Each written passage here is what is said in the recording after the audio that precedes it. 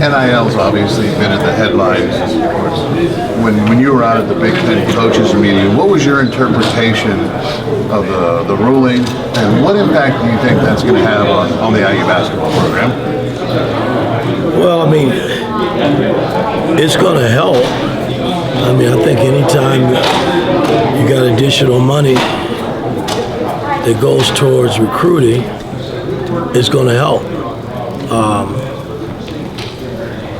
I mean, we're in different times now, man. I mean, this summer was a busy summer for me and my staff in terms of entertaining the portal, and just a lot of work, man. I mean, and it's not going to change, man. It's going to be that way and for years to come. I mean, it's what it is, and I just think long as the playing field is even for everybody, it should be very competitive. You're able to go out and recruit and get talent to come in to help you win. With the addition of the dynamic ability that Miles Rice and Keenan Carlisle have, what are some things that may bring to you that can enhance your offense or grow your offense, or just things that are in your wheelhouse now that maybe might not have been there without two guys with that dynamic ability? Well, you think about our guard play over the last 3 years, and it's no knock. I mean, we had guys like X and Finnessy, and we couldn't keep anybody healthy, number one. And I've learned in this short period of time that I've been in college, you win with good guard play. It's great to have big guys that can play and do the things that we've had over the last 3 with our bigs that we've coached. But you win with perimeter and guard play, good guard play, and that was something that we came out of this past season, not having X, the games that he missed, that we had to really amp up our backcourt and get better, and I thought we've done that. Mike, you talk about it being a busy summer, but you guys were able to fill a lot of spots, a lot of needs. How does it feel going into the season, knowing you have a lot of depth at many different positions? Well, we had no choice. We had guys that left. We had guys that graduated. That's the new norm now, guys. I mean, this is not like the Bob Knight days where you could build your team over 3, 4 years and trust the process. Our process now is changing every year because you don't know who's coming and who's going. And it was a busy summer because we had to fill a lot of holes based on who left and the guys that graduated. So it was a busy summer. What did you like about guard play? You talking about guys that can go create their own shot or create shots for their teammates or control the tempo? What are you looking for from your guards? Well, I tried to build our team around how I played a little bit in New York. We had guys like Jason Kidd and Raymond Felt and Pablo Prigioni, guys that can create and make plays not only for themselves but for their teammates. And that was one of the things when we sat down after the season in terms of evaluating players that entered the portal. That was going to be an emphasis on players that we brought back here from a perimeter standpoint. And these two guys are capable of making plays off the bounce. They're capable of making plays for their teammates, and they're capable of putting the ball in the hole. So,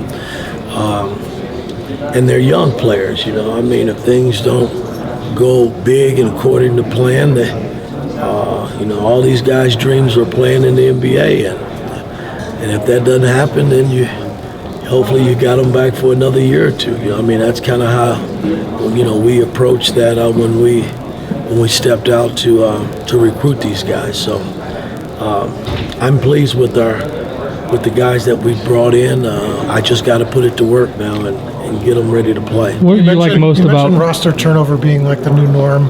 Was there anything lessons you learned from last year with all your turnover you had last year, now this year, that you can apply, like structure or anything that you see that you might have done differently and that can use this year with all the new faces? Well, the one thing I have learned is that we got to be deeper in certain positions, and we came in last year, not knowing that, number one, we didn't think Jalen Fino would probably leave.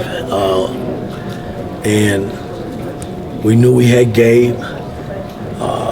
I didn't come into the season thinking that I was going to start and play Gabe the minutes that he played. Not that he didn't deserve it and not that he didn't hold his own. I mean, I thought Gabe had a hell of a freshman year. But we really counted on Xavier to be back after all his injuries that we just thought we had him back. And that crushed us. We never really rebounded from when we were playing catch up, where we had to mix and match and try to make Gallo a point guard, and Gallo did a hell of a job for us. He grew in that area, being able to handle the ball and make plays for not only himself but for his teammates. So I just didn't want to get caught in that position again, and I didn't think we had to this season after the guys that we saw in the portal that we liked. And once we got involved, they seemed to like us, and now they're wearing the Indiana uniform. How's Trey's health? I know he had the knee problem at the end of last season. Well, again, he's going through rehab, and he's not ready to play yet on the floor, but we're hoping and thinking he's going to be back, ready to go once season starts. So you just got to continue to. We got 8 weeks here coming up, starting June the 3rd, well into July, and hopefully by then he'll be ready to play. Is there anything different you did this year in terms of, compared to the last couple of years in terms of recruiting the portal to be able to bring in the guys you brought in this year? No, I mean, it's just we've done pretty much the same thing every year. I thought a year ago we had some good freshmen that came in, and we bought some pretty good portal players in, I thought, last season. But this year, it was wide open. It was more wide open in terms of how we evaluated it. We sat down at the end and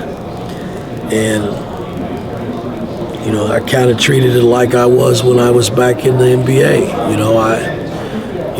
I make our guys rank the top 10 players at their position, and in ranking them, then I make the decision on who I'm going to go get. And if it's the best player, then we got to give it a shot, because all they could do is tell us no. And we got involved with Ballo kind of early, not knowing that he was even going to go. We didn't know if he was going to go in the portal or not. There was rumblings out there, and I made it very clear if he goes in, we got to get involved. And he went in, and we were able to get involved and was able to land him here in Indiana. So it's been a busy summer. It hadn't been no different than what we've done in the past. We've approached it that way since I've been here. Fortunately for us, we've gotten players that want to wear an Indiana uniform and want to play for us, some really good players. On a year-to-year basis, do you want to be that heavy into the portal, or is it just kind of a case-by-case, year-by-year situation? It's what it is. You just don't know. Yeah. That I would love to grow a team with high school kids, and they stay with me for 4 years, man. But those days are gone, man. I mean, it's you'll get a player that's disgruntled. Hey, I want more minutes, and I'm trying to put a team together, man, that you can't worry about minutes. It's got to be about team, and you got to commit to team, because then everything else take care of itself, man. And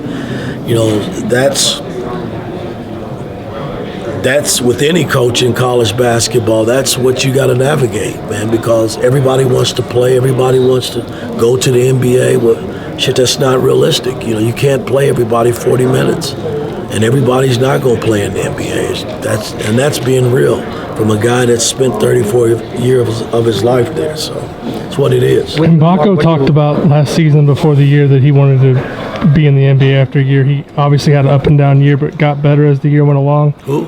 Baco. Mm-hmm. What does he need to do this offseason to kind of put himself in a position where he could do that after next year? Just keep working, man. You guys were down on him early, man, when he was struggling. And it's a process, man. You think because a guy wears a 5-star, 4-star, that they can come into college and tear it up. It's not that easy. It's no different than going from college to the NBA, man. It's a learning curve. I don't give a shit how good you are. You have to learn. And it was a learning curve for him. It was an eye-opener for him because he did struggle early. But he just kept working and working and working, and he got better. And I can't help but think he's going to continue to get better. You know, I got to push him. He's been working his butt off this summer. You know, they've been all over the place. You know, he's been out in L.A. playing with a bunch of NBA guys and working on his craft there with people that we know that can help him do some of the things that we already have taught him. So I can't help but think he'll come back this year and make another step, which we need. With Umar, what do you like about him and just what stood out about him watching him last He's won. He's been in a winning atmosphere at Arizona. And he's produced. You know, he's had some good years. And he's an older guy that's serious about winning. That was the whole thing that attracted me to him. And that's why he's wearing an Indiana uniform, man, because I think he can help us, you know, with his leadership, get to where I want to go, and that's winning a Big Ten title and a national title. How do you see him and Malik kind of existing alongside each other? He does a lot of nice things. He doesn't have to have the ball a lot like I featured Trace Jackson Davis when he was here. He doesn't have to have it a lot, but I'm going to utilize it. Be crazy not to. But he runs the floor. He creates space when he demands the ball. He blocks shots. He rebounds, you know, for his position. So I think him and Malik will be just fine. It might free Malik up a little bit more to do some things that I want him to do a little differently this year. But I think they can both coexist. I thought Malik and Ware had a nice combination together this year. You know, unfortunately, Ware is taken off to the NBA. So, In the same breath, you bring back McKenzie, you add Bryson Tucker, Luke Goody. Can you also see a world where maybe matchup dependent, you can go with lineups to spread the floor a little bit more, whether it's, I don't know if you want to call it one big and wings, but just being able to. Absolutely. And just like I played in New York, you know, I just haven't been able to get there. And I think we can this year, based on what we brought in. You know, we can play smaller a little bit with Mac and Goody probably playing some four. Even the big fella, you know, I'm going to try to play two bigs. I mean, just to test it and see. You just never know. You know, with Hat, you know, I mean, he can make threes. So we just got to, you know, I just got to wait. These 8 weeks, man, of summer play, you know, will kind of shape where we are as a ball club and give me some kind of indication of going into next season. You mentioned recruiting your own roster. Were those conversations with Malik and McKenzie, did you have to give them a hard sell, or were they receptive? What were those conversations like to, you know, them coming back? Well, it was huge getting them back, number one. But moving forward, you know, you got to put pieces around them, man. They can't do it by themselves. You know, we shown some of that in different times of the season last year. So, you know, we needed more pieces around them. But it was huge getting them back, though, because they're a big piece to our puzzle. There's no doubt about that. You talk about the portal being the new norm, but how do you balance that with an incoming class like the 2025 class, whether it's in Indiana or elsewhere, guys like Braylon Mullins and Trent Sisley and Malachi Moreno's? How do you balance recruiting those guys and knowing that the portal is there for you as well? Got to keep recruiting them, man. I mean, I'm not going to stop recruiting them. I think they're talented enough to help us here in the future. So we're still on their doorsteps. We're still going to AAU games, and I'm on the phone constantly, you know, communicating because we like to see them stay here in the state, you know. I mean, but again, you know, it's up to these guys. I mean, they've been offered a scholarship. I don't know what more we can do. You know, I mean, we can keep hammering home and say, hey, we want you in a uniform. Come see us. Can we come see you? And they still tell us no. So, I mean, it's different. You know, I mean, I convert back to when Coach Knight asked me to come here and play. You know, it wasn't so much for the university. I came here because of Bob Knight. You know, hell, he asked me, gave me an opportunity.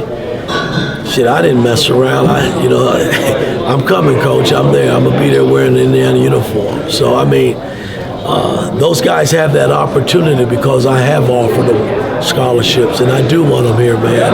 And I just got to keep recruiting them. You know, I mean, I can't quit. So, and hopefully one or two will say, hey, if not all of them will say, yes, I'm coming. It makes life a lot easier for us. Thanks, Coach. Yeah.